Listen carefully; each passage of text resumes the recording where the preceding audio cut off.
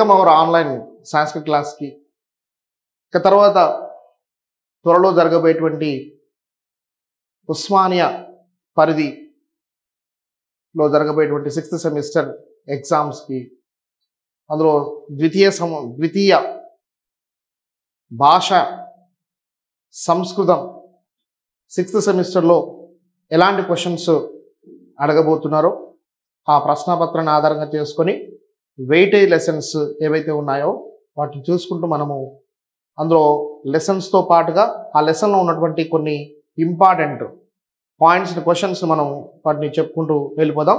ఇక తర్వాత మన 6th సెమిస్టర్కి సంబంధించినటువంటి క్వశ్చన్ పేపర్ చూసినట్లయితే గమనించినట్లయితే మనకి part A and part B అని ఇలా 2 రకాలుగా విభజించబడి 80 మార్కులతో మనకు ఎగ్జామ్ నిర్వహించబోతున్నారు.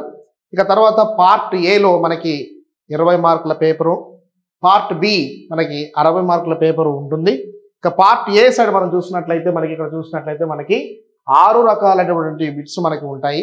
అందులో మనము ఏవైనా 4 చేయాల్సి ఉంటుంది. అందులో మనకి పార్ట్ ఏ అండ్ పార్ట్ ఏలో మనం ఫస్ట్ బిట్ చూసినట్లయితే లఘు సమాధాన ప్రశ్నాహ లిఖత, లఘు సమాధాన ప్రశ్నాహ లిఖత అని ఉంటుంది. ఇందులో మనకి వెయిటేజ్ లెసన్ వచ్చేసి మనకి అవంతు భారత ప్రజాహ స్వతంత్ర భారత ప్రభాం అని మనకి యూనిట్ 1 ఫస్ట్ లెసన్ మనకు అదే టాపిక్ ఉంటుంది. ఆ టాపిక్లో నుంచి మనకి ఈ లఘు సమాధాన ప్రశ్న టాపిక్లో మనకి ఎక్కువగా కవి పరిచయం సంబంధించినటువంటి క్వశ్చన్ మనకి ఎక్కువగా అడిగినట్టు మనకి గత పరీక్షా పత్రాలు మనం గమనించినట్లయితే ఎక్కువగా ఈ లెసన్ ఏదైతే ఉందో అవంతు భారత ప్రజాహ స్వతంత్ర భారత ప్రభాం, ఈ లెసన్ యొక్క రైటర్ ఎవరైతే ఉన్నారో శ్రీ భాష్యం విజయసారథి గురించి కవి పరిచయ రూపకంగా మనం రాయాల్సి ఉంటుంది. కాబట్టి ఇక్కడ మనకి శ్రీ భాష్యం విజయసారథి కవి పరిచయం గురించి మనం ఆయన గురించి రాయాల్సి ఉంటుంది. ఇక తర్వాత రెండవ బిట్టు, సెకండ్ బిట్ వచ్చేసి మనకి సందర్భ అనోటేషన్. ఇక్కడ మనకి ఈ సెకండ్ బిట్లో వచ్చేసి మనకి సందర్భ, ఇందులో మనకి ఈ సందర్భ బిట్లో మనకి వెయిటేజ్ లెసన్ వచ్చేసి మనకి దకార కథ, మనకి యూనిట్ 2 థర్డ్ లెసన్ దకార కథ. ఆ దకార కథలో నుంచి మనకి 3 సందర్భ సహిత వాక్యాలు ఉన్నాయి. ఆ 3 సందర్భాల సహిత వాక్యాల నుంచి మనకి ఒకటి గ్యారంటీగా వచ్చే అవకాశం ఉంది. ఇక తర్వాత థర్డ్ బిట్కి వెళ్ళిపోతే మనకి లఘు నిబంధ ప్రశ్నాహ, థర్డ్ బిట్ వచ్చేసి మళ్ళీ మనకి లఘు సమాధాన ప్రశ్నాహ, లఘు నిబంధ ప్రశ్న ఉంటుంది, షార్ట్ ఆన్సర్. ఇందులో మనకి వెయిటేజ్ లెసన్ వచ్చేసి మనకి యూనిట్ 3లో మనకి 5th లెసన్ మహాకవి శాస్త్రకార విభాగా, మహాకవి శాస్త్రకార విభాగాలో మనకి 6 రకాలైనటువంటి కవుల గురించి మనకి ఆ లెసన్లు మనకి ఉంటుంది. అందులో 3 శాస్త్రకారులు 3 కవుల గురించి మనకి మనం సిలబస్లో మనం చూసుకున్నాము.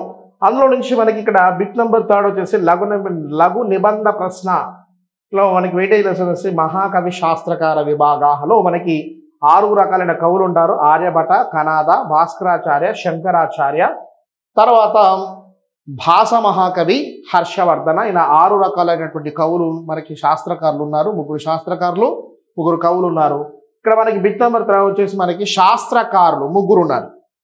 అందులో మనకి మొదటి 3 ఎవరైతే ఉన్నారో కనాద, ఆర్యభట, కనాద, తర్వాత భాస్కరాచార్య, ఈ ముగ్గురిట్లో మనకి ఒకరి గురించి మనకి అడిగే అవకాశం ఉంది బిట్ నెంబర్ 3లో.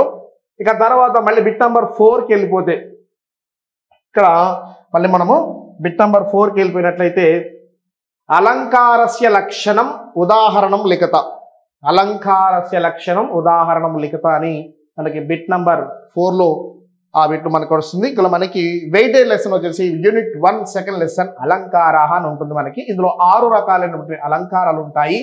ఆ 6 రకాలైన అలంకారంలో మనకి ఇక్కడ మనకి మీకు బోర్డు మీద కనబడుతుంది ఉపమేయోపమ అలంకారము, అర్థాంతరాన్యాస, కావ్యలింగ, వినోక్తి, విశేషోక్తి, తర్వాత స్వభావోక్తి, ఇలా మనకి 6 రకాలైనటువంటి అలంకారాలు ఉన్నాయి. ఈ అలంకారంలో మనకి ఏదైనా ఒకటి అడగడానికి అవకాశం ఉంది.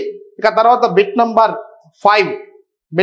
5 వచ్చేసి మనకి సందర్భ అనోటేషన్స్ వచ్చేసి మనకి ఇక్కడ మనకి వెయిటేజ్ లెసన్ వచ్చేసి నచికేతోపాఖ్యానము, యూనిట్ 2 మనకి 4th లెసన్ నచికేతోపాఖ్యానం ఉంటుంది. ఆ నచికేతోపాఖ్యానంలో మనకి 6 రకాలైనటువంటి సందర్భాలు ఉన్నాయి. ఆ 6 రకాలైనటువంటి సందర్భాలలో మనకు రావచ్చు. ఇక్కడ మనకి కొన్ని ఇంపార్టెంట్గా నేను ఇక్కడ మీకు స్క్రీన్ మీద చూపెడుతున్నాను. అందులో మనకి స్వయం చ జీవ అనే ఒక సెంటెన్స్, ఈ పదంతో కూడినటువంటి ఒక సెంటెన్స్ మనకి ప్రారంభం ఉంటుంది, అది చూసుకోండి. తర్వాత 5వది సీరియల్ నెంబర్ మనకి 5వది వరస్తుమే వరణీయ అని, తర్వాత 6th వన్ వచ్చేసి శ్రేయోహి ధీరో అని, తర్వాత 8వది సర్వవేద. అంటే ఇది మనకి సీరియల్, మనకి టెక్స్ట్ బుక్లో ఇవి సీరియల్ నెంబరు. ఈ స్టార్టింగ్ పదాలు నేను పూర్తి పదాలు ఇవ్వలేదు, స్టార్టింగ్ పదాలు. ఈ స్టార్టింగ్ పదాలతో ఉన్నటువంటి రూప ఏవైతే ఉన్నాయో వాటి మీరు ఇంపార్టెంట్గా ఒకసారి చూసుకుంటే సరిపోతుంది. ఇక తర్వాత బిట్ నెంబర్ 6 పార్ట్ ఏలో మనకి లాస్ట్ బిట్కి వచ్చేసాం మనము. లఘు నిబంధ ప్రశ్నాహ. ఇక్కడ మనకి మీరు కన్ఫ్యూజ్ అవ్వద్దు, bit number 3 and bit number 6 రెండు ఒకేలా ఉంటాయి. Bit number 3 and bit number 6 రెండు ఒకేలా ఉంటాయి. లఘు నిబంధ ప్రశ్నాహ. ఇక్కడ మనకి వెయిటేజ్ లెసన్ వచ్చేసి మహాకవి శాస్త్రకార విభాగ. నెక్స్ట్ ఇక్కడ బిట్ నెంబర్ 6 వచ్చేసి ఇక్కడ కూడా మనకి మహాకవి శాస్త్రకార విభాగలో. ఇక్కడ మనకి బిట్ నెంబర్ 3లో వచ్చేసి ఫస్ట్ ముగ్గురు ఎవరైతే ఉన్నారో ఆర్యభట, కనాద, భాస్కరాచార్య, వీళ్ళు ముగ్గురు మనకి శాస్త్రకారులుగా ఉంటారు. ఇక్కడ మళ్ళీ లఘు నిబంధ ప్రశ్న బిట్ నెంబర్ 6లో వచ్చేసరికి మనకి ముగ్గురు కవుల గురించి ఇవ్వడం జరుగుతుంది. అక్కడ మనకి మిగిలిన ముగ్గురు ఎవరైతే ఉన్నారో మనకి శంకరాచార్య కావచ్చు, భాస మహాకవి కావచ్చు, హర్షవర్ధన్ కావచ్చు, రాజకవి హర్షవర్ధన కావచ్చు. ఇలా మనకి ఈ ముగ్గురులో మనకి బిట్ నెంబర్ 6లో మనకి అడగడానికి అవకాశం ఎక్కువ ఉంది కాబట్టి ఇవి చూసుకుంటే సరిపోతుంది. ఇక్కడతో మనకి బిట్ నెంబర్ 6 సంబంధించిన పార్ట్ ఏకి సంబంధించినటువంటి బిట్ 6 బిట్స్ మనం కంప్లీట్ చేసుకున్నాము. ఇక తర్వాత రిమైనింగ్ మనకి 4 బిట్స్ ఉన్నాయి, అవి పార్ట్ బిలో ఉంటాయి. చూద్దాం వాటిని అవి ఎలా ఉంటాయో ఒకసారి. రైట్, ఇంకా ముందుకు వెళ్ళిపోతే మనకి రైట్ ఇక్కడ మనం చూసినట్లయితే పార్ట్ బిలో మనకి bit number 7, part B bit number 7 start మనకి.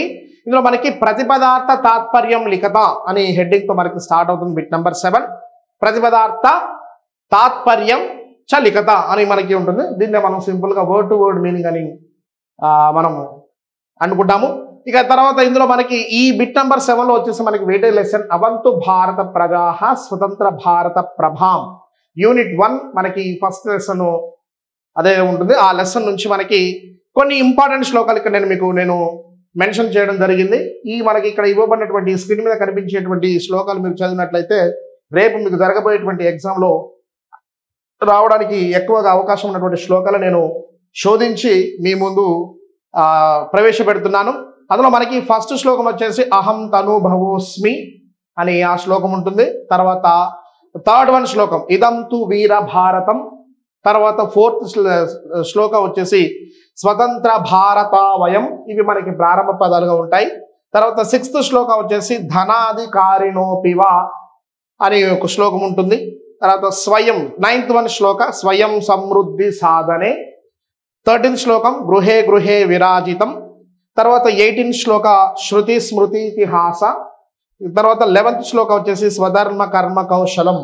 ఇలా మనకి ఇంపార్టెంట్ శ్లోకాలు ఇక్కడ నేను గత ప్రశ్నపత్రాలన్నీ గమనించిన విధంగా నేను కొన్ని రూపొందించాను. కొన్ని వాటిలో మనకి ఎక్కువగా రిపీట్ అయినటువంటి క్వశ్చన్స్ ఏవైతే ఉన్నాయో వాటిని ఇక్కడ నేను మీకు ఈ స్క్రీన్ మీద నేను చూపెడుతున్నాను. ఇక తర్వాత బిట్ నెంబర్ 8, బిట్ నెంబర్ 8కి వచ్చేసి మనకి అలంకారస్య లక్షణం సమన్వయం లిఖత. అలంకారస్య లక్షణ సమన్వయం లిఖత అని మనకి ఇలా హెడ్డింగ్ ఆ 8th బిట్కు సంబంధించిన హెడ్డింగ్ ప్రారంభం అవుతుంది. ఇందులో మనకి మేము చేయాల్సిందంటే మనకి అలంకారాలకు సంబంధించిన యూనిట్ 1 సెకండ్ లెసన్ మనకి సెకండ్ టాపిక్ అలంకారాలలో. ఇందులో మనకి 6 రకాలైన అలంకారాలు ఉంటాయి. ఆ 6 రకాల అలంకారాలు ఏవైతే ఉన్నాయో వాటిలో నుంచి మనకి ఇక్కడ మనకి 4 ఇవ్వడం జరుగుతుంది. మనకి 4 ఇస్తారు. ఆ 4ంటిలో మనము ఏవైనా 2 మనం సెలెక్ట్ చేసుకుని రాయాల్సి ఉంటుంది. అందులో నేను గత ప్రశ్నపత్రాలు మనం గమనించి నేను ఇంపార్టెంట్గా రాసుకునేవి ఏంటంటే అర్థాంతరన్యాస అలంకారము, కావ్యలింగ అలంకారము, వినోక్తి అలంకారము, విశేషోక్తి అలంకారము. ఇలా మనకి 4 ఇంపార్టెంట్గా నేను అనుకుంటున్నాను. ఇక తర్వాత బిట్ నెంబర్ 9 వచ్చేసి మనకి నిబంధ ప్రశ్న. బిట్ నెంబర్ 9 వచ్చేసి మనకి నిబంధ ప్రశ్న, లాంగ్ ఆన్సర్. మీరు లాంగ్ ఆన్సర్ అంటారో లేకపోతే ఎస్ఏ ఆన్సర్ అంటారో అది. కానీ ఇక్కడ మనకి బిట్ నెంబర్ 9 వచ్చేసరికి నిబంధ ప్రశ్న లాంగ్ ఆన్సర్ ఫ్రమ్ ఇక్కడ మనకి వెయిటేజ్ లెసన్ వచ్చేసి మనకి దకారకత నచికేతోపాఖ్యానం ఈ రెండు లెసన్ నుంచి మనకి ఒక క్వశ్చన్ అడగడం జరుగుతుంది. కాబట్టి ఇందులో మీకు ఇష్టం అంటే మీకు ఏది ఈజీగా ఉంటే అంటే మీకు రాయడానికి ఏది ఈజీగా అనుకూలంగా అనిపిస్తుందో ఆ యొక్క లెసన్ మీరు ఆ రెండు లెసన్లో ఏదైనా ఒక లెసన్ చూసుకొని మీరు రాస్తే ప్రిపేర్ అయితే బాగుంటుంది. ఇక తర్వాత ఇక నెక్స్ట్ మనం చరమాంకం వచ్చాము. బిట్ నెంబర్ 10 వచ్చేసి మనకి మహాకవీనాం పరిచయం కురుత. బిట్ నెంబర్ 10 మనకి ఇలా ప్రారంభమవుతుంది. మహాకవీనాం పరిచయం కురుత. ఇందులో మనకి మళ్ళీ ఇక్కడ మనకి ఇందాక బిట్ నెంబర్ 3 బిట్ నెంబర్ 6లో ఏ విధంగానైతే మనకి కవుల గురించి శాస్త్రకారుల గురించి అడిగారో ఇక్కడ మనకి బిట్ నెంబర్ 10లో వచ్చేసి మనకి మహాకవులు తర్వాత శాస్త్రకారులు అంటే మనకి ఇద్దరు శాస్త్రకారుల్ని మళ్ళీ ఇద్దరు మహాకవులని అడగడానికి అవకాశం ఉంది. సో ఇక్కడ మనకి చూసినట్లయితే ఇక్కడ మనకి బిట్ నెంబర్ 10లో మనకి శాస్త్రకారులకు ఇంపార్టెంట్ మనకి ఆర్యభట తర్వాత కనాద మనకి ఇంపార్టెంట్గా గత ప్రశ్న పత్రాల్లో ఎక్కువగా రిపీట్ అయినటువంటి శాస్త్రకారులు వీరిద్దరు. ఇక తర్వాత మహాకవుల విషయానికి వచ్చేస్తే మనకి భాస మహాకవి తర్వాత రాజకవి అనేటువంటి హర్షవర్ధన.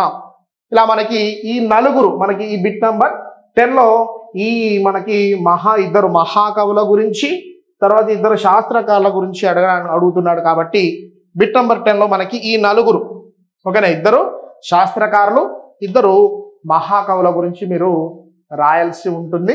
ఇది మనకి బిట్ నెంబర్ మనకి 6th సెమిస్టర్కి సంబంధించినటువంటి ప్రశ్నాపత్రము. ఆ ప్రశ్నాపత్రం యొక్క మోడల్ తర్వాత అందులో ఉన్నటువంటి బిట్స్ ఎలా ఉన్నాయో తర్వాత ఎలాంటి క్వశ్చన్స్ అడగబోతున్నారో మీరు ఈ వీడియో ద్వారా తెలుసుకున్నారు. ఇంకేమైనా నేను ఇప్పుడు పెట్టేటువంటి వీడియోలో మీకేమైనా సందేహాలు ఉన్నట్లయితే మీరు నా యొక్క కింద కామెంట్ రూపంలో మీరు తెలియజేసినట్లయితే నేను మీకు దానికి సమాధానం చెప్పడానికి సిద్ధంగా ఉంటానని తెలియజేస్తూ